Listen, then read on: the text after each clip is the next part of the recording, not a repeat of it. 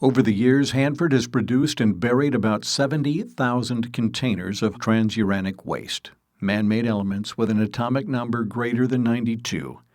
On the periodic table, these are above uranium. John Price with the Washington State Department of Ecology talks about why this type of waste is dangerous. Let me talk about what transuranic waste is. So when there's a nuclear reaction in a nuclear reactor, some of the atoms split in half, and that gives off a lot of energy. There's also neutrons floating around, and some of the uranium absorbs those neutrons, and when it absorbs those neutrons, it turns them into different elements. It turns them into bigger elements like plutonium and americium, and those are called transuranic elements because they're above uranium on the periodic table. So the big concern with transuranic elements usually is if people would inhale them, because then the elements sit inside their body and give off alpha radiation, which is very damaging inside people. Outside people, it's not that big a deal because your skin would actually shield it from going into your body.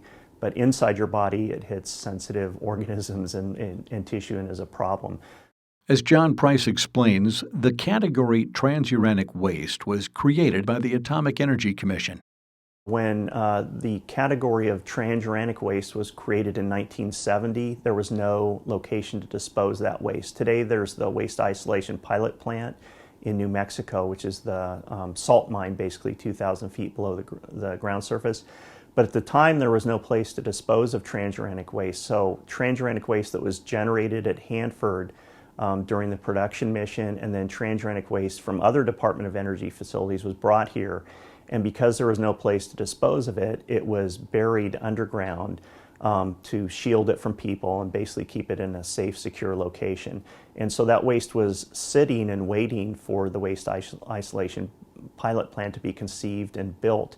And then today, it waits to be retrieved if it hasn't been retrieved already, because it's not supposed to be disposed of in shallow land burial. So it's waiting, it's retrievably stored.